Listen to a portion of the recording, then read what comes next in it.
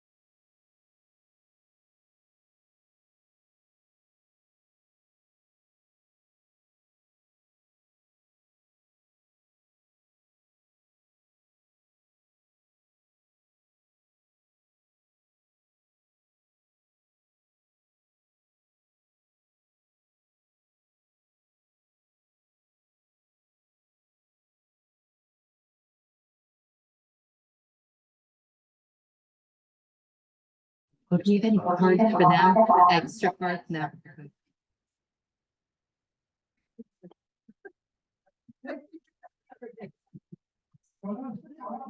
Should we put this in a place where it's gonna be?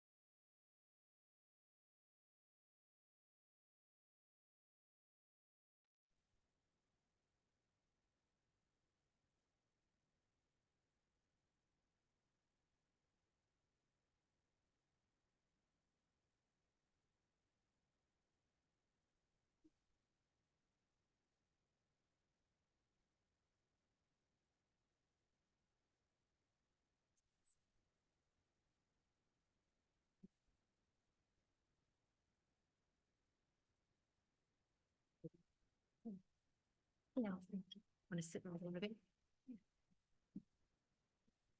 Let me know when you're ready. Recording? We have an echo. All right, welcome everyone to the EAB meeting.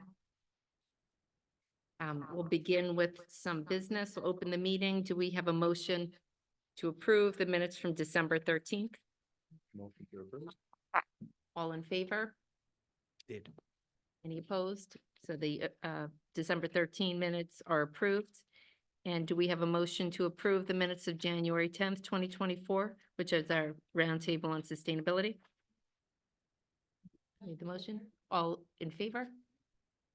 All right, that also passes unanimously. So we'll move on to our program for tonight. And I'd like to introduce Stan Carey, Superintendent of Water and Sewer Operations, to provide an update on the results of the lead testing of water throughout the village and report on the progress that has been made on the village's lead service line inventory, as well as further work to be done. So thank you, and turn it over to you. Okay, thank you. Good evening, Mayor, Trustee Harrington, and members of the EAB. Like the mayor said, I have a brief presentation tonight to bring us up to date where we are with our lead program here at the village. So I will have some time at the end to answer any questions that you may have, but I'll get right into the presentation. Okay, so just to go over some of the steps that the village has already taken to combat this lead issue throughout the village. The village still offers free lead testing for all residential homes within the village. You go to the website, you schedule a sample bottle drop-off. Our consultant will pick it up, and then you schedule for the drop it off, and then they'll come back and pick it up. And within a few weeks, you'll have your sample results, and it'll be logged into our system. The village continues to waive all permit fees related to lead service line replacements, which includes the road opening permit fees. We continue to do our identification program that's mandated by the EPA. We have until October as the deadline. We also offer in-home inspection assistance if you can't identify your own service line, which we'll show you the postcards and the poster behind me tonight. We're doing a new rollout. Once we have the EAB board's approval, it'll get mailed to each resident. We can assist someone if they can't identify their own service line. And we're going to have a web page to upload this for residents to identify their own service line material, which helps us hopefully get closer to the deadline of meeting our goal for October of this year. So this is where we are since the inception of our free lead testing. To date, the village has received requests and delivered over 1,200 sampling kits for lead testing to residents who requested them. Out of the 1,200 kits delivered, approximately 879 have been picked up and analyzed. You may ask, why is there a gap there? For some reason, residents request them, but they never call us back to schedule a pickup. So we just don't go by your house every Friday to pick them up. So some get lost in transition somehow. And in addition to those, under the New York State program, which was a little earlier than the village program, 903 lead samples were collected within the village. All right, so what has the sampling results and data that were collected told the village? There's an estimated 7,300 service lines throughout the village that go to all the residential homes and businesses that we service. Out of those 7,300, approximately 5,800 remain unknown as to the type of material. And that's the obstacle, the challenge that's in front of us, where we're trying to ask for the residents' assistance in identifying these service lines. Out of those, 138 are confirmed to be lead through sampling. But I'd just like to note there that many, many more are expected to be found. We're finding that some residents, for whatever reason, they don't want to know what their service line is. And I don't really understand why, but right now we're only at 138. And if I were to guess, we're going to have thousands of them in the village. 378 of those samples have detectable lead, but were below the action level of 15 parts per billion. And the village needs greater participation by residents to self-identify their service lines. We'll talk about that a little bit tonight with what the EAB has asked us to roll out. And there is still the possibility that many will need to be field verified by excavation. We're going to have to dig test holes in certain locations in the village to actually get closer to a number that's acceptable for the health department and EPA to go into the next phase of the lead and copper program after the October deadline. This is, I just wanted to show this quickly. This is what the typical sample result looks like when you get the results emailed to you back home. And we got a lot of questions on this. It's not easy to read, but basically this was the first draw sample bottle, and it says lead less than 1 part per billion. UGL stands for parts per billion, and the limit, the drinking water limit, is 15. So this one says it's less than 1 part per billion, which means the laboratory technology only goes down so low, and they stop looking for it because they, they're safe to assume that it's non-detect at that point. Here's another one, 5.7 parts per billion. That was an actual result, still below the 15. So I get questions, well, what does that mean? Do I have a lead service line? Well, it's really hard to tell because it could be coming from an old faucet. It could be coming from lead solder within the plumbing of your home. It could be a galvanized line in your basement. So it's really doesn't tell us what your service line is, but it's safe for a resident to know that you're well below the 15 parts per billion. This one is 1.6. So again, it really doesn't tell us much. But what we find is that some of the ones that are definitely classified as a lead service line, the numbers are really, really high. They're 50 parts per billion, well over the 15. They could be 50. I've seen hundreds of parts per billion, and that's definitely a full lead service line. But the challenge that we have is some of these numbers from the sample results, they're kind of in between, and it's hard to decipher which sample that was collected has not what the result was, but where is the lead coming from? Because you could have copper coming into your house on your property, but in the street, you still may have a lead service line or a lead gooseneck, they call it, where it's physically connected to the water main. So it's really tough to come up with a positive conclusion unless it's a really high number, or if we physically dig them up or have assistance from a residence in the self-identification program. So this is right off the EPA website, this slide, and it just identifies potential sources of lead from within the home, because it just, I don't know if everybody realizes it, but lead is not found in our source water. It does not come out of our water supply. It does not come out of our wells. It's not within our distribution system. It's specifically either in the service line leading to your home, which is unfortunately owned and maintained by the homeowner, or galvanized piping in your home, or lead solder, or an old outdated fixture that has a high content of lead in it. So those are the sources of lead, and this just kind of pinpoints the areas in your house where you may have lead. So typically this is what the various types of service lines look like. The lead is a dull silver gray color that's easily scratched on with a coin, and a strong magnet, if you put a magnet on it, it will not cling to a lead pipe. Galvanized is dull silver gray. It's more rigid, and a strong magnet will typically cling to galvanized pipes. Copper pipe is basically the color of a penny, and I think that's probably the most easily one to distinguish. And then you have plastic pipe, which is PVC type of pipe, which could be white or blue, and that's fairly easy to distinguish also. This is just a better slide, more blown up, and brass is added onto the bottom of this. We're finding that some residents have brass in their homes too, coming into the home.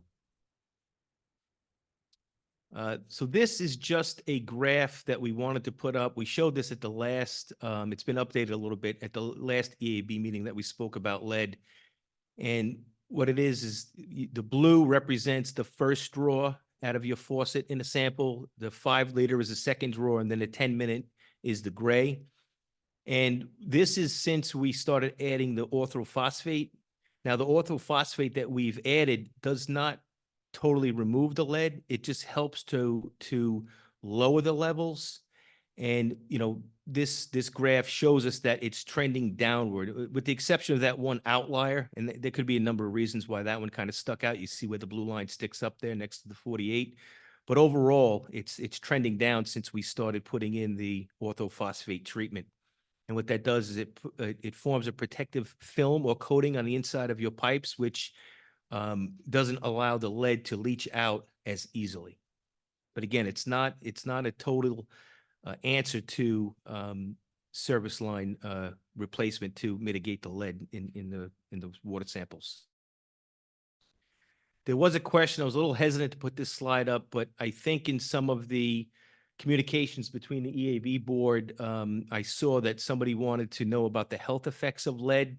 So this again was taken right off of the EPA website, and the highlighted portion is probably the biggest takeaway from this, and I'll read it. A dose of lead that would have little effect on an adult can have a significant effect on a child. In children, low levels of exposure have been linked to damage to the central and peripheral nervous system, learning disabilities, shorter stature, impaired hearing, and impaired formation and function of blood cells.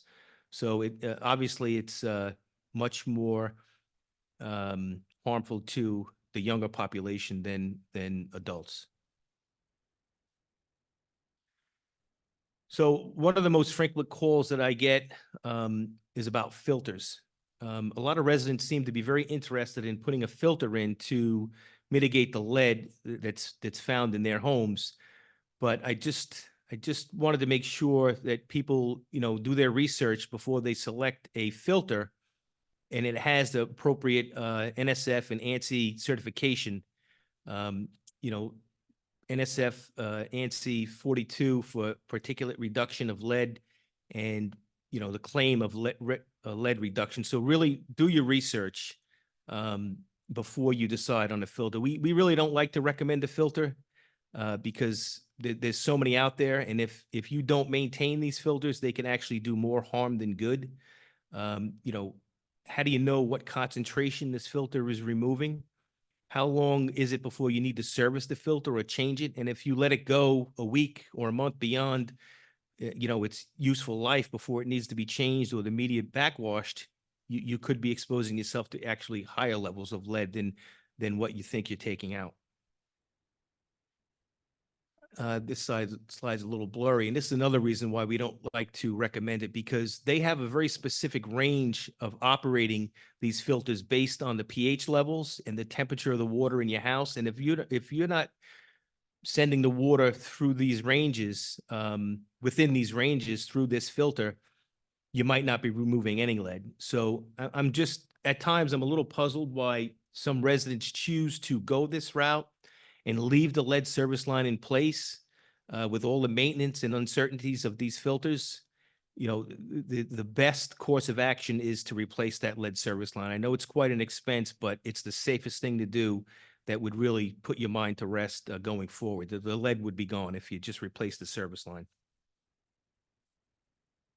So this is part of the program the EAB is discussing tonight with looking for feedback. We want to send out these postcards. I think there should be some up in front for the board. We could leave a couple up here, but these are only drafts right now.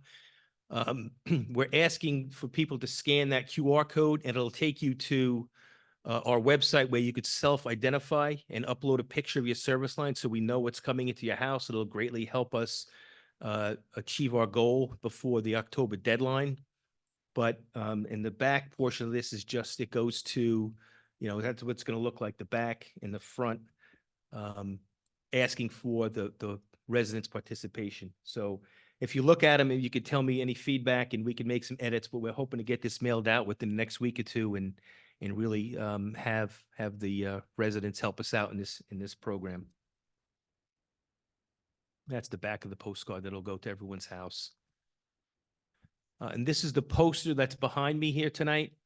We're going to put these out in the community, very similar to what we did for the free water testing, lead testing. We got a very big response when we rolled those out a few months ago. We put them in the library, we put them here in Village Hall, we put them in the senior center. And I think some of the trustees we had some extra ones that to some of the community meetings that they attended. They had them posted there, and we got a pretty good response from them. But we're gonna plan on rolling these out within the next week also. This is actually, I'm afraid to click on it because I might not be able to get back if I do, but that is the website it takes you to, and I think the mayor actually did that this evening, and she said it only took her a minute or two. And it was, she took a picture, it was a couple questions, and then you upload the picture and it's off to our email address, and we could put it into our system. That's really all I had for an update. I'd be happy to entertain any questions that anyone may have, either at home or in the audience or from the board. Here we go. Okay, I'll work my way around. Until I read some of your materials, I didn't realize that I guess it was your screen, there's an EPA due date of October 24. I think if you have room to add it in this card, it will motivate people like, ooh, the EPA, I need to help the village, so EPA's not after Garden City. Rather than just like, oh, okay. Right. We could certainly do that if that's the board's desire. That's a good point. Yeah. We had one other recommendation too. Urgency is good. Yeah. Yeah. And why we're doing it and why it's so Mhm. important. Good suggestion. Yeah, I think that would be very helpful, that this is not just a nuisance thing. Because even though I've done the lead testing in my house, I was unaware of an EPA deadline. And I think it would be very helpful for people to know that this is something being mandated in some way by the federal government. And it would be great if people know, like, well, what happens if what is the goal? I guess we still don't, I don't necessarily know that we saw is it a percentage of the houses? Is it a specific number? Like where, other than perfect 100% participation, which would be great. I suspect there's some bar that they want us to reach. Right, so the EPA deadline is for water suppliers to complete their lead service line inventory, is what they call it. So they expect the water suppliers to, through various methods, which some we've been well underway with here, to identify as many as they possibly can, to say that, they're lead or galvanized. And what happens is based on the percentage of our total service lines that we identify will dictate what the next part of the program is going to be.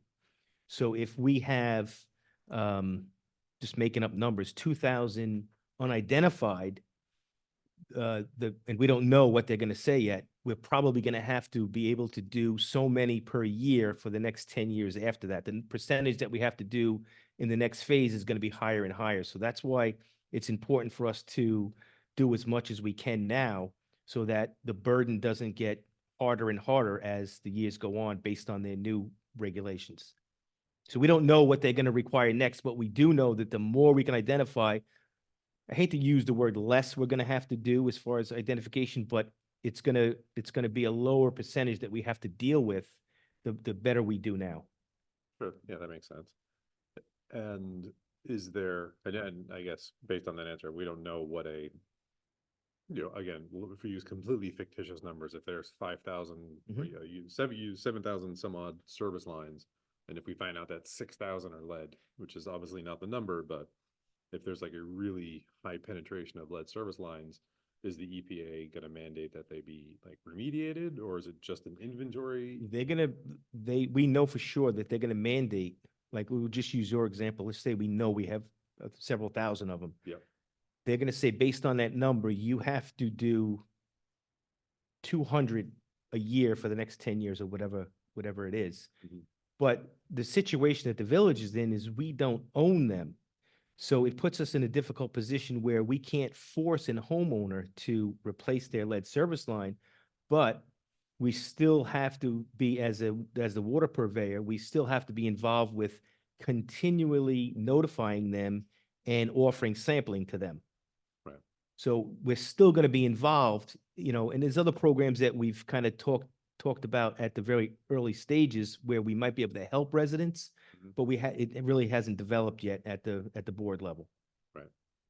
And one last comment, I mean, I know I cited the water sampling when I think I understand relatively clearly how the like 1 liter and 5 liter and 10-minute or whatever the different intervals are.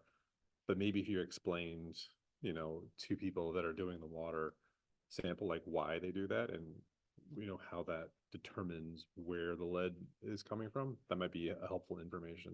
We, Not on the card, but maybe just here. as a right, quick so snippet. some of the letters that we are mandated to give to the residents come directly from the health department, and it has to contain their specific language, which is really, really confusing.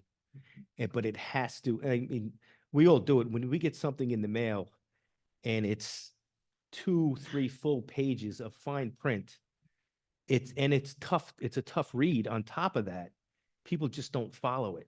Right. So I agree, we do have to find a way to shorten that message and put it in plain reading language so people understand it. I'm hoping that our posters and these postcards kind of get us in that direction. Hey Stan, do you think we could ask like Kevin Thomas or even like our congressperson, like if there's like money that we can get from the state or the federal government to help residents if they do have to replace these lines? Is there something like that that maybe we should be talking to like our government officials about? We've, That might encourage people because people are probably like, I don't want a $6,000 or an $8,000 bill. yeah, no, and that's the challenge. I mean, is that that something people are maybe saying we that. as a village should So ask? there have been a couple rounds of grants that are out there and have been awarded. We've applied for both of them so far. There's a third one that's coming out, I think, in April, which we're going to apply for again. Okay. But unfortunately, those grants are mostly scored on demographics and income code. level. Yeah. We don't even come close to Yeah. scoring well on them as a Yeah. village.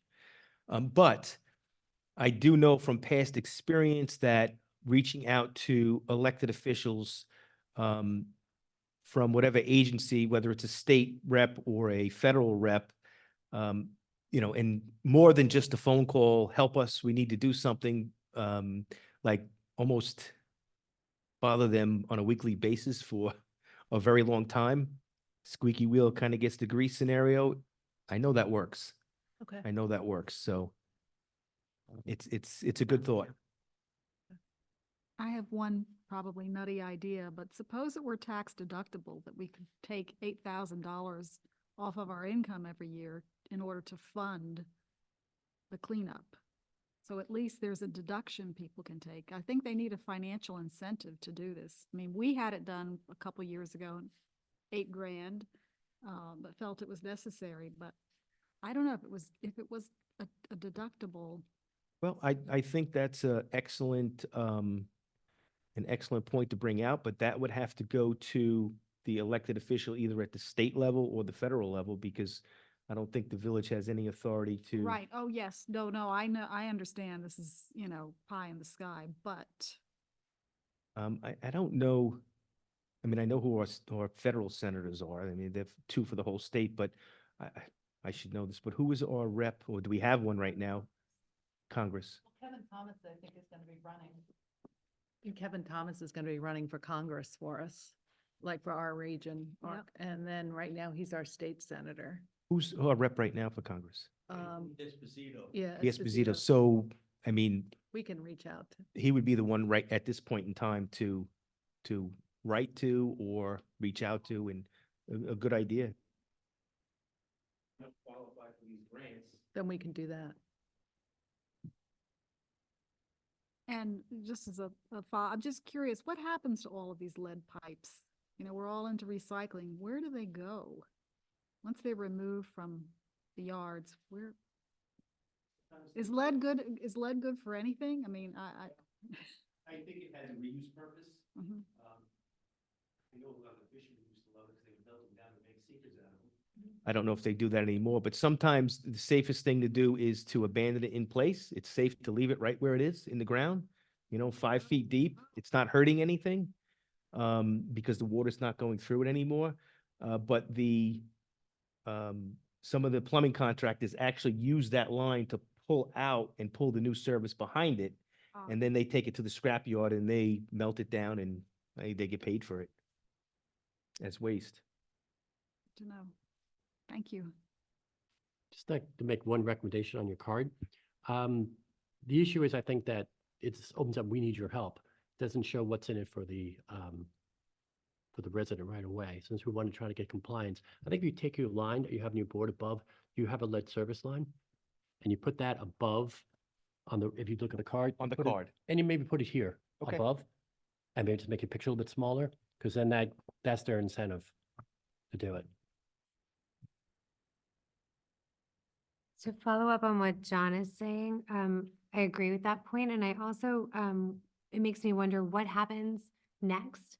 Is there any, information that will come back from the village if my pictures indicate that I do have what appears to be a lead service line? Is there a next step that I can anticipate, or I kind of like send this off and, there's not really any, response, and I'm not left as a homeowner with any further information?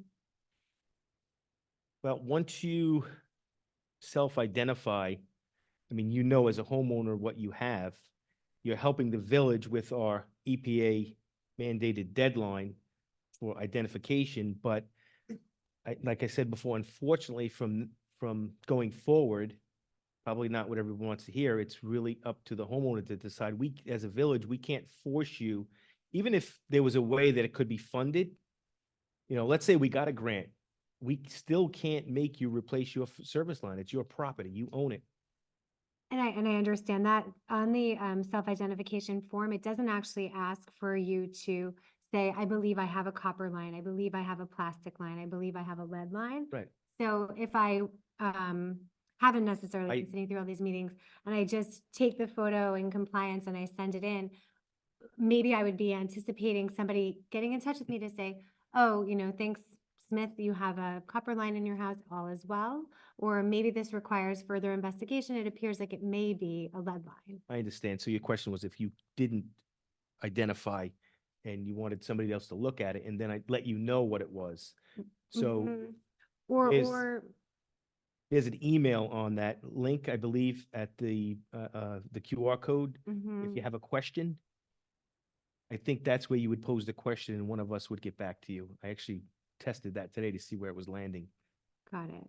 And so maybe the feedback would be just to add an extra line that asks the homeowner to self-identify what they believe the line to be, and then the pictures, and then maybe only if there's a discrepancy, the village can reach out. I see. Or at least, at the very least, say if you're not sure, email us here, or can you contact me? Something like that. There just feels to me like there's a bit of a gap here. I understand, yes. Yeah, Okay. so you have like Because step, even in, right. because I'm looking at the form, you enter your name, address, contact information. Then you say locate your service line, you take a picture and you post a picture. But when actually, so that actually doesn't tell, you'd have to have somebody look at all the pictures. Right, when this was developed, I guess we assumed that you would be able to identify based on the pictures. But there's a special email there, I forget what it's called. Do you see it on the bottom there? I could probably go there now too. Yeah, water issues. Yeah, that's It's it. water issues at gardencityny.net. Mhm. And just one more bit, if, what might be helpful, and I know you don't want this to become too cumbersome, but the slide that you had, which gave the various types of lines that you might find, the lead line, the copper, the plastic, that might be an important, like, infographic to include on this as well. Thank you. It's great. I guess- see, yeah, Do you mean on the survey? On the survey. yeah, because it's not on here either.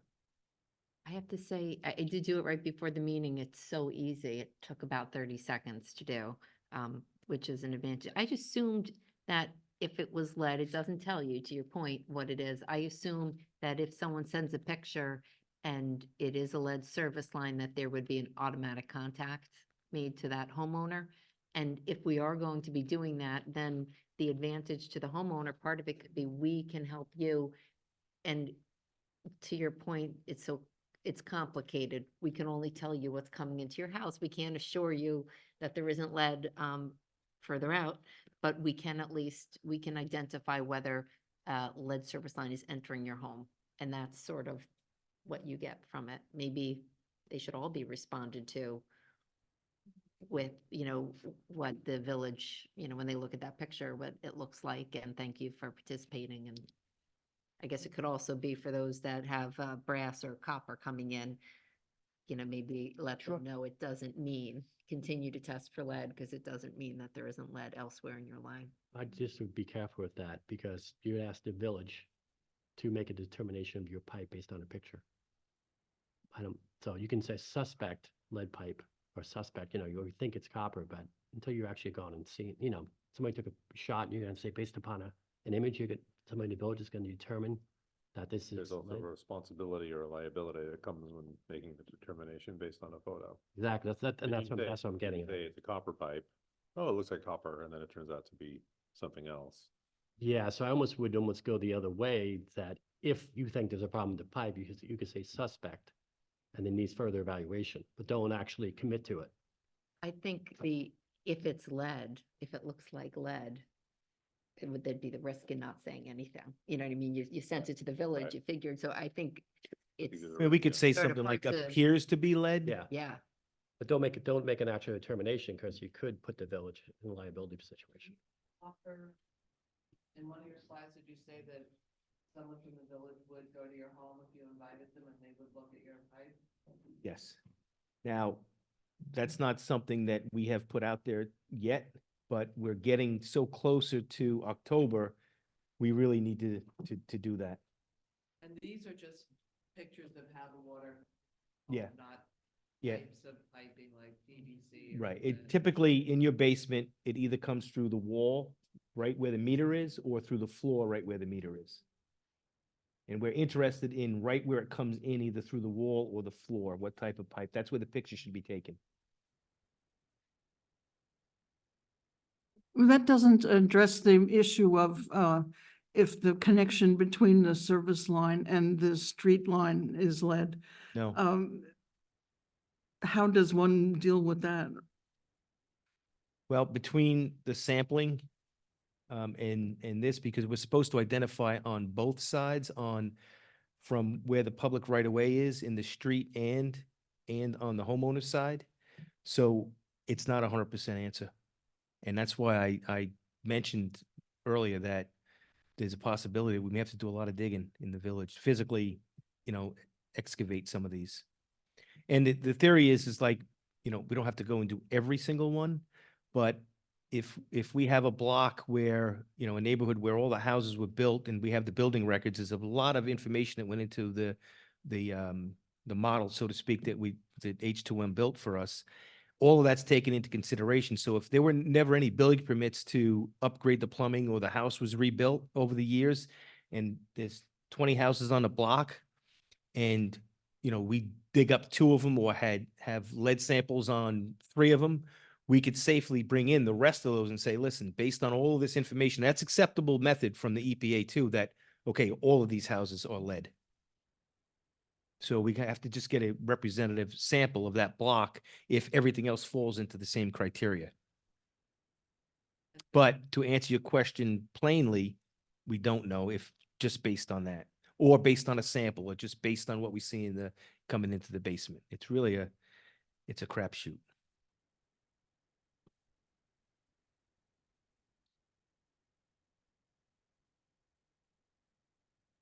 Yes. So could you do the magnet test Mhm. if you wanted to? Mhm. Okay. Yeah, just take a magnet off the refrigerator and see if it sticks. It might be good for us to help people understand whether galvanized, because I know we're focusing on lead, but people think the galvanized and lead look similar. Like, is the galvanized safe? Galvanized has a lead content in it also, and that should be replaced. Right. So people may not be aware that. Right. they may Some be of those just talking numbers- About the lead, and they may not know that the galvanized has an issue as well. Some of the numbers I was putting up there, like below the 15, but like a 5 below the standard, that could be a galvanized service. So, although like, if I had young children in the house and I had a galvanized service and I had 9s and 10s, which, hey, I'm good, I'm not over, I think I'd still be worried about it because it's okay to have a little bit, I wouldn't accept that personally. I'd want to change a galvanized service too. And I think the EPA is looking at it that way too. I know someone shared a video. There are videos available to help people. Mhm. Have we looked Mhm. into whether there's one that looks, that maybe we could put on our website along with this to help people when they go into the basement, finding it and the scratching and magnet, whatever. When we scan the QR code, Mm. when you land on the page you did, have a video there. Oh, I didn't even see the video. No, no, no. Oh. I'm saying that's where we could put it. Oh, right. Yeah. Right. Yep. Maybe on the postcard, like, I don't know if this is silly, but maybe just like on the galvanizing the lead, like a big X on those and a check on the other two, because I didn't know galvanized had lead in it when you said that. Mhm. So I don't know, like, just something so it's like clear that galvanized is also not a good. Like thing an to asterisk, find. say galvanized can control. Or like, I don't know, when you click on the link that you're like saying like, if you find lead or galvanized, both those are bad. Because I feel like it just sounds like lead is the bad one. Could we go back to your slide that has the different, materials for the pipes? 'Cause I think then only two are on trade, right? Copper and PVC. Copper, plastic. Yeah, copper, plastic. Brass, yes, but, we could rank them if we want, but, we have, it's here too. I don't know if I could, Okay, I just. I don't know if I could put it back.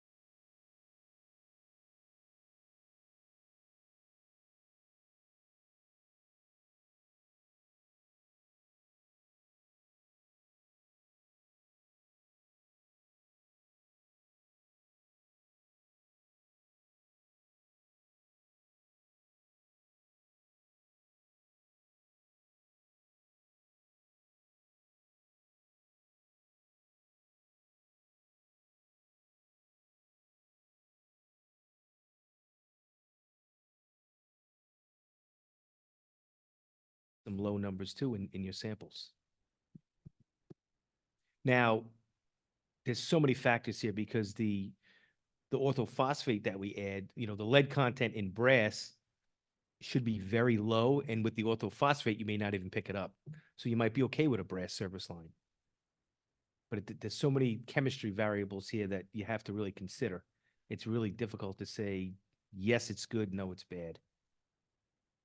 I'd say I like the idea of the access check mark. Yeah. Because that looks like I have 4 choices, but I really don't have 4 choices, there are 2 choices. The only thing we have to be careful to the point of the check mark is like and when I did write about it in the mayor's column and I struggled and I know we spoke about, I shared the language with the words, this is like one step. This isn't. Right. We want people to do it, but we can't say, oh, you did it, green check. Because everyone should also be testing their think- water for lead, right? Good or bad, not do something, not do something. It's just, this one, X is no good and copper is okay. I think that's what you meant. Yeah, I think. But you still could have other compromising connections in your house. Right, you may have fixtures and Yeah. other things that are gonna lead to that.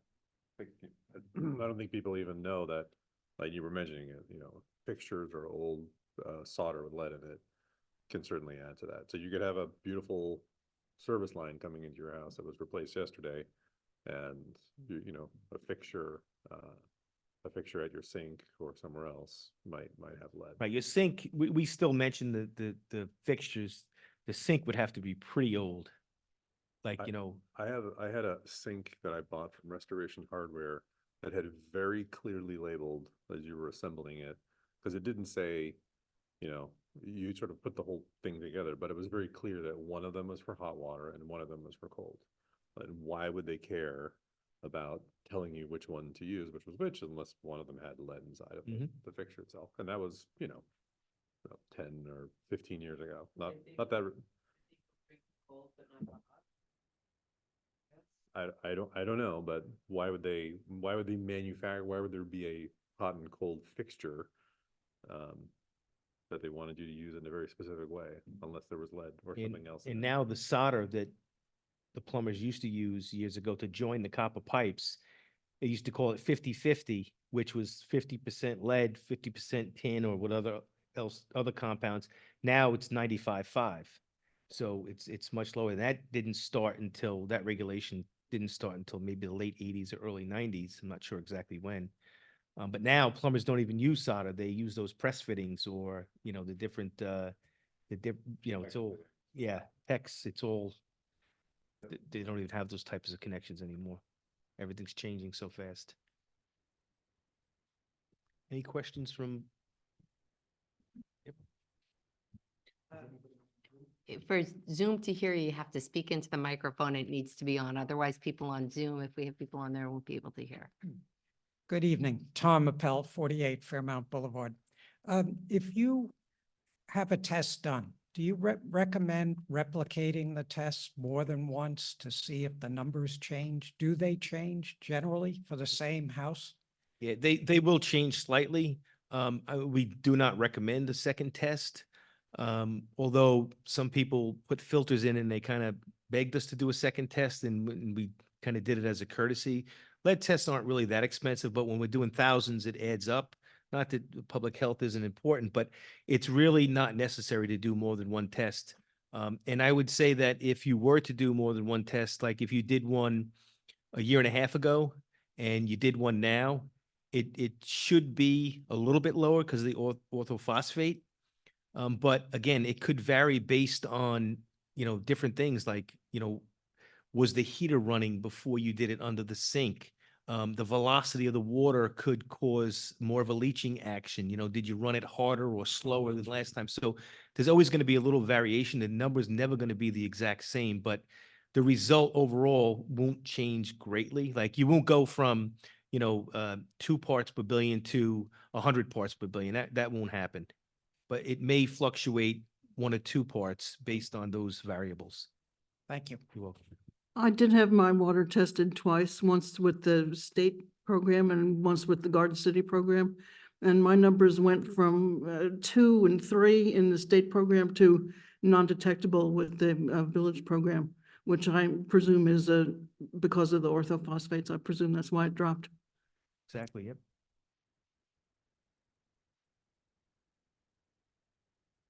Leo Stemler, Huntington Road. I want to follow up on Kurt's questions. It's not clear to me, how many homes are you looking for to get tested, or what percentage of homes? And what would be satisfactory to the feds? The feds, this report is due for the feds or the state?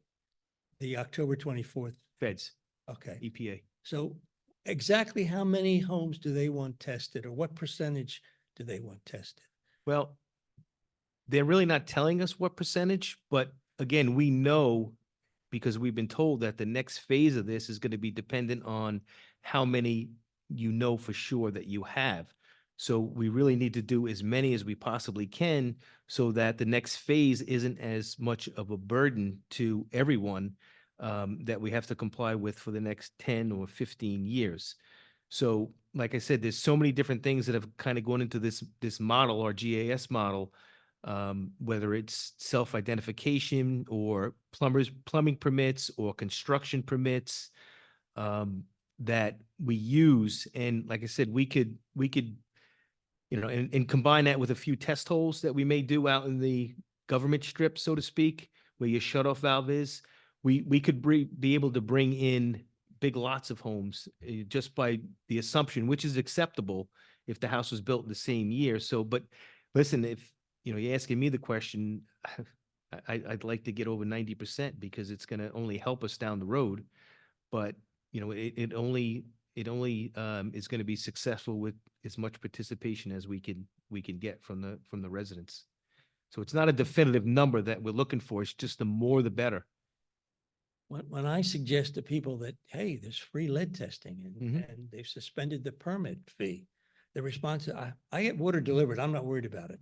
So, That's what that we has get. to be factored in there too. And other people are saying, well, you live in an old house in the Mott section. Yeah, sure, you got yours, but my house was built after 1957 and I'm not worried about it.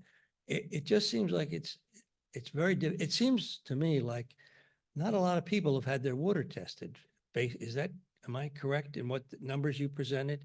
Not a whole lot of people, not a lot of No. homes have been tested. No, I think we're putting it out there enough, but people, I think exactly what you explained is our experience. People, for whatever, and I said it earlier before you said it, for whatever reason, people don't want to know.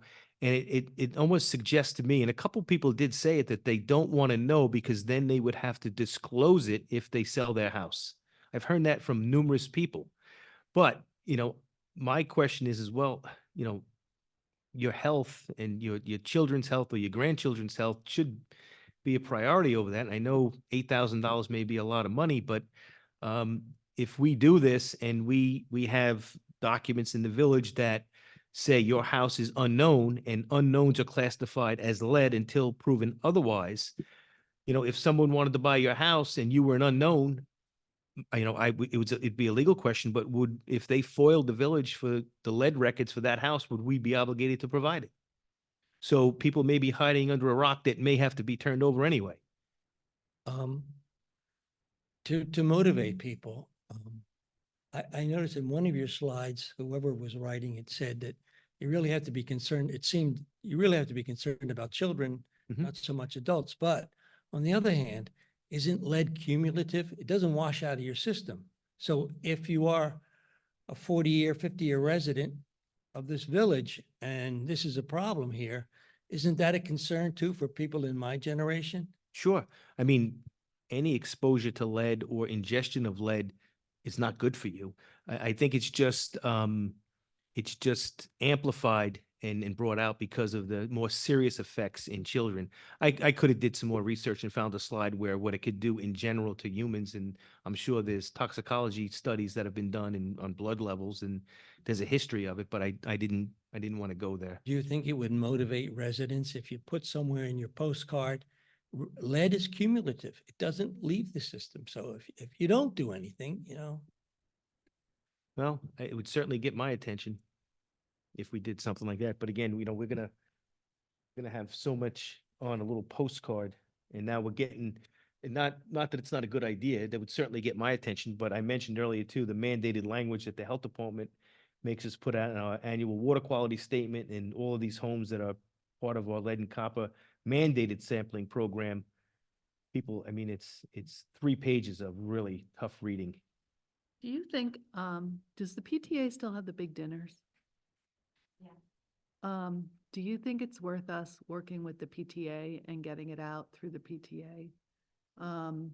Like when they have that big dinner in March or April and we have our flyer there, we have our posters there. We even maybe ask Stan if they would allow Stan to talk for like 8 minutes or something, because that's where the kids are. I'll speak for 8 minutes if there's a Parents- dinner in it for me. Parents get yeah, you'll get free dinner. You might even be able to model if they do the fashion show, but but I think. No, I that- would be I happy think- to. That's not a I problem. think that But would we're gonna be- have extra posters for whoever wants them to take to any civic event that you want. Yeah. And if we put these at the doorway, I think we did it when you had the vote for But we St. could have Paul's. these cards there, we could have the posters there, we could have, They do the raffle basket, so you can make a raffle basket of your water testing kit. yeah.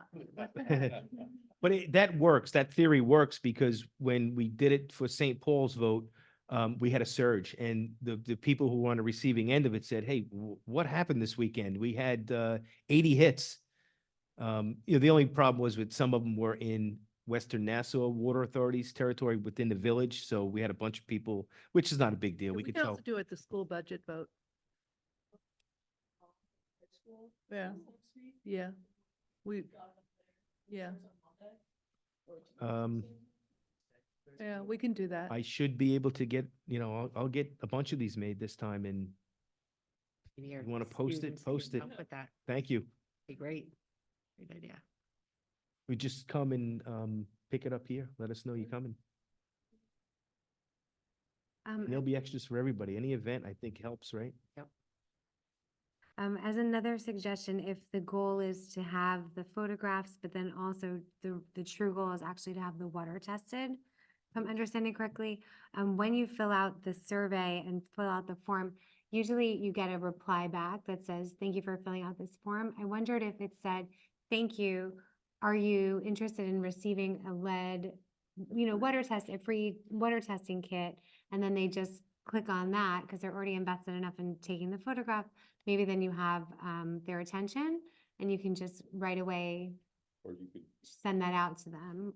you could even have it be part of the submission process. Part of the So survey. Before they hit submit. Yeah.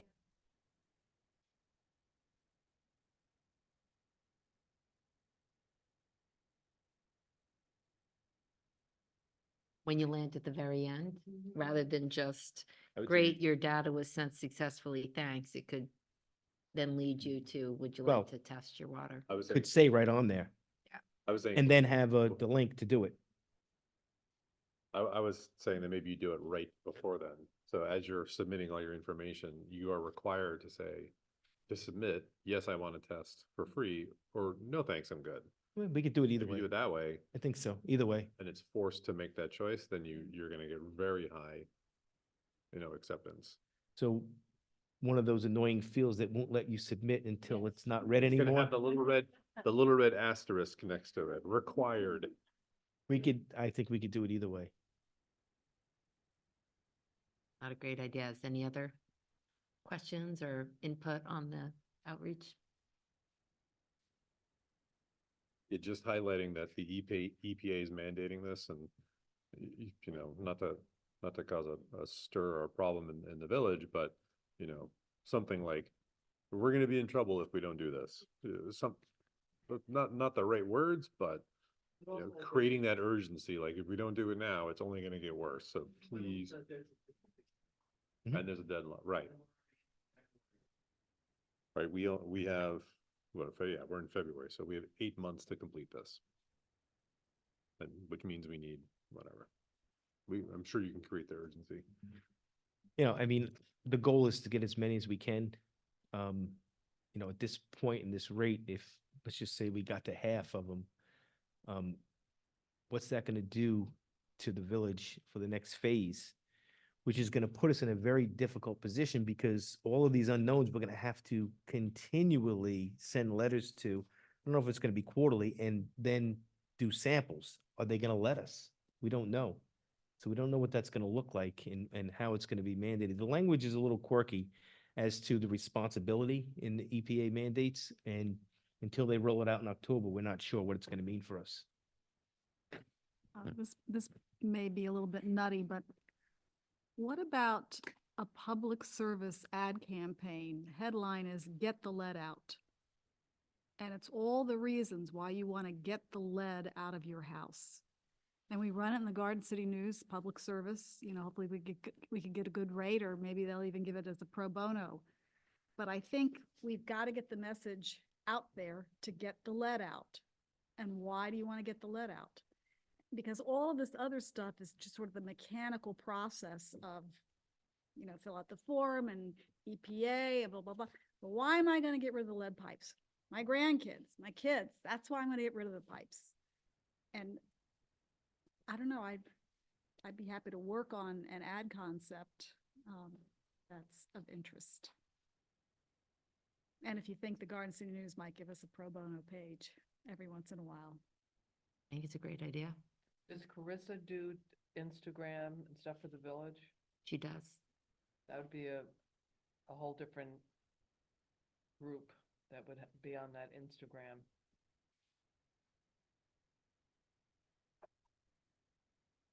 And this isn't my idea, but this is something that's been discussed before, but I think the points where the village enters into situations in the home are opportunities for this, right? So anytime there's like a real estate transaction, like I wondered if there's any more way we can dig into the legalities of that, right? Mandating it as part of the real estate transaction within the village, or even the building department, that if you want to open a permit, sure you can, but also you have to like get your lead tested, get your water tested. I don't know, again, the legalities of those things, but that also creates an incentive, right? The person wants the building permit for whatever, and like, they're willing then at that point to play along. So, I just think, my ideas. I think that's a great idea. We actually talked about that, you know, amongst ourselves here in the village with Ralph, Mr. Swazi.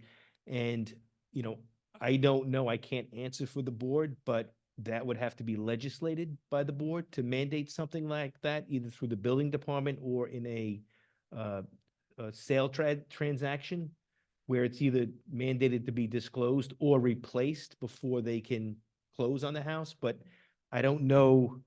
I think legally the board can do that, but it could backfire. I don't know. That's why we're hesitant to even put it out there, but you, Just because you replace the service line, you could still have lead in your faucets and your, right, but it won't, I mean, from what we're seeing, those are those little detections, you know, that you get. These big numbers that we know are lead service lines, they're all in the hundreds. I mean, when I get these and they come Saturdays and Sundays, I mean, I'm replying because I'm like, my God, we can't just let this sit out there for 2 weeks. People are drinking this and they don't know it. I'm actually like trying to find their phone number, and I'll call them and I'll say, listen, I'm not trying to scare you, but you had a really high number. Please don't drink that water. And the health department makes us say that, don't drink the water. But for me to even wait 2 or 3 days to get that message to that person, it bothers me. It bothers me. But back to the legislation, you know, I think that's something for the village board to contemplate. We did talk about it, but, you know, I don't know if they have an appetite for that because, again, there's a lot of people that we come across to try to, like, you know, I went to a house where they had a service leak and they had to hire a plumber to come fix it. And they're forced to because we shut the water off because it's leaking and the road is going to freeze. But we hook them up to the neighbor so they still have water until the plumber gets there and digs up the road. And I said to the neighbor, I said, listen, your house is the same as this house, and I'm sure it was built by the same builder the same year. I'm sure you got a lead service line too. He stopped me short and says, I'm not replacing it. I get bottled water. I don't want to know about it. So you may get pushback from people who don't want that type of legislation. I don't know. That's for the board to contemplate, but we did talk about it, and I think it's a good idea, but you know, I don't think Mr. Swazi is ready to go there yet and bring it to the board. Because we don't know what it's going to bring, good or bad. We don't know. You would think that it's all good intentions, but people may not perceive it that way. You know, the other way to doing it would be that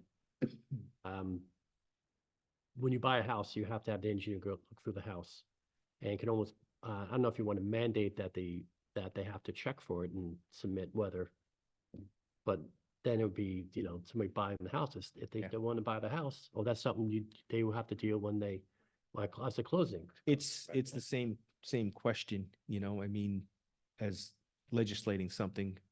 You would think that there's enough awareness out there right now that if you were buying a house and there was nothing legislated, it'd be one of the first questions you ask.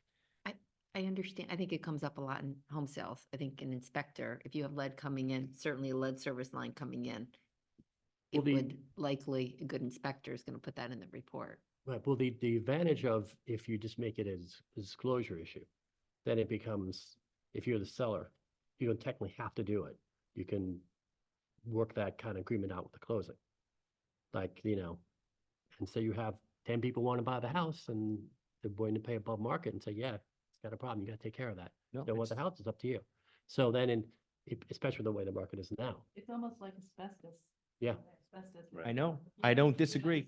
I can't, I didn't, I run the day-to-day water system. These legislative issues really have to be contemplated by the board. I mean, when I did my house, there was asbestos in the basement on the pipes. And I had to negotiate with, I mean, we had to pay half of it because, you know, my inspector found it and they said, yeah, well, that's your problem. So we negotiated, we paid half, but it was done before closing. Mhm. Do we have any questions from anyone on Zoom? Okay. All right, anyone else have anything they wanted to say on this? All right, so thank you so much for all this information. So, And the Mayor- feedback was good. With these changes, with the board's permission, it sounds like we agree on a few of them here. We'll make these changes to the cards and the links, and we're gonna plan on rolling it out within hopefully the next week or so. We'll make extra boards that anybody has access to take them to any event.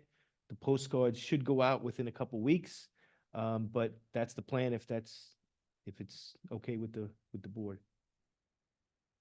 I think it's, yeah. It seemed I like think we'll everybody s- agreed. We'll send it. I think everyone here agrees we should do this outreach, correct? To Yeah. get the Yeah. Okay. help. We have some input to add, so if you can work in that input and then just send it to, you know, the Board of Trustees and we'll get it going. Probably have to do this more than once.